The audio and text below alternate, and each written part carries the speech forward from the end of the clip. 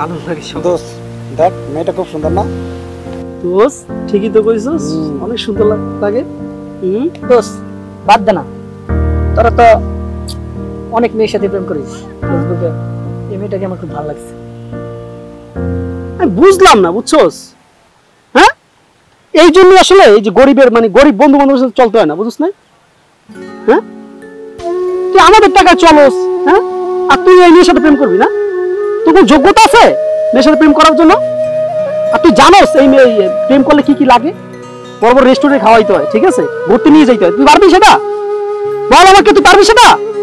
প্রেম করতে আইছিস আর কি যোগ্যতা আছে? গেঞ্জিলে তো আমি কিনে দিছি। হ্যাঁ, আমি বুঝি না, বুঝছস? আসলে এই জন্য এই ফকিনি পোলাপান লাগে চলা ঠিক না, বুঝছস না? ঠিক বলছস। আর কি এই স্যান্ডেল কি পরে আছিস এগুলো? হ্যাঁ, ছিঁড়া মিরা, এই এগুলো ভালো লাগে না, বুঝছস? এগুলো মান সম্মান যাবে, বুঝছস? ওদের সাথে আসলে ইয়া করলে মান সম্মান যাবে। আচ্ছা চল থাক।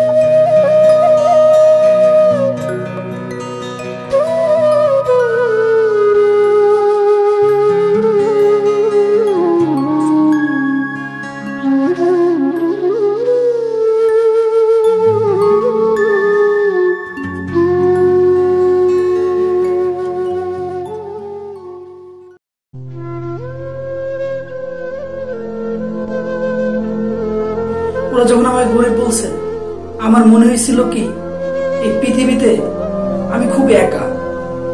যাদের এতই ভালোবাসছি তারা আজকে আমাকে আসলে গরিব বলে প্রমাণ করলো। কখনো ভাবতেই পারিনি আমি যে আমার লাইফে এরকম একটা ঘটনা ঘটবে, একটা সামান্য একটা মেয়ের জন্য। আসলে ওরা তো ঠিকই বলছে আমি যে গরিব, আসলে আমি কখনো ভাবতেই পারি না যে আমি গরিব। সামান্য একটা মেয়ের জন্য আজকে বুঝতে পারলাম যে আমি গরিব আর ওরা বড় লোক। আমাকে ওরা বুঝিয়ে দিছে।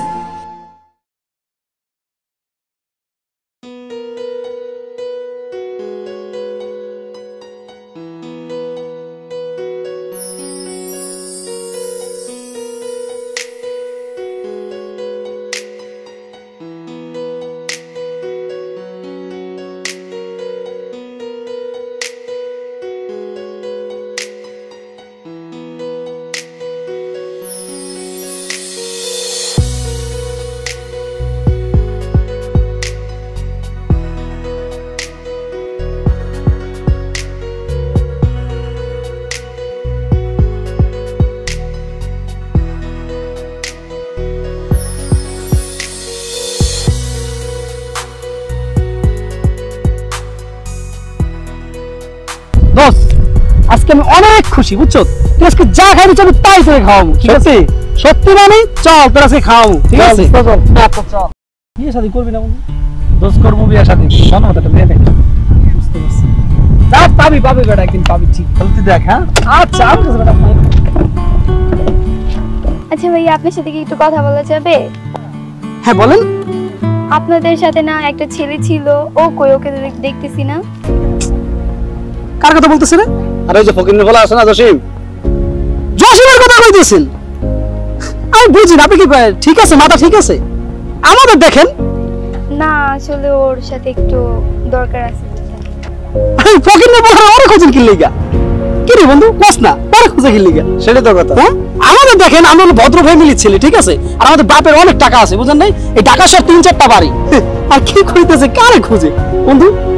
আসলে বুঝি না, আপনাদের মেয়েদের চয়েসও বুঝি না, বুঝছেন? আমাদের মধ্যে একটা হ্যান্ডসাম পোলা থাকতে আপনি কি ফকিনি পোলা জানেন যে স্যান্ডেল ছিঁড়া আমগো পোশাক নিয়ে পরে খারাপ খুঁজতেছেন আপনি? আচ্ছা বের থাকেন, বসেন। না না আপু বসেন, বসেন। আপনি তো থাম, বসেন। আরে খাইছে, বুঝলাম না বন্ধু, ওর কথা জিজ্ঞেস করে কি লিখে? সেটা তো চল, এই ফুসকা দে তো দুইটা।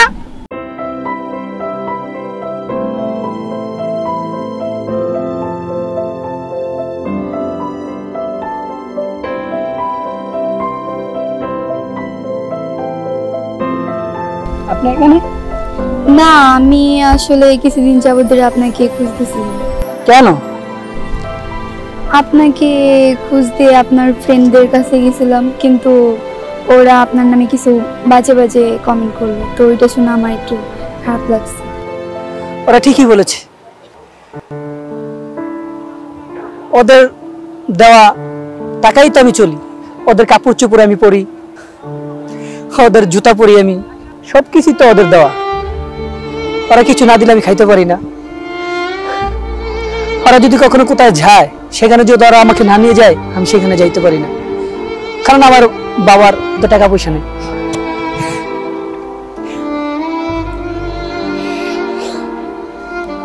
জানেন, মাঝে মাঝে অনেক কষ্ট হয়, কেন যে বড় লোকের ঘরে জন্ম হলাম না। যদি বড় লোকের ঘরে জন্ম হতাম, তাহলে এসব কথা শুনতে হতো না। যাক, কপালের লেখন মেনে নিলাম। আর আপনি কেন আমাকে খুঁজতেছেন, আমার মতো 2 পয়সাওয়ালা একটা ছেলেকে? জানেন, ওই দিন আপনাকে প্রথম যেদিন দেখেছিলাম না,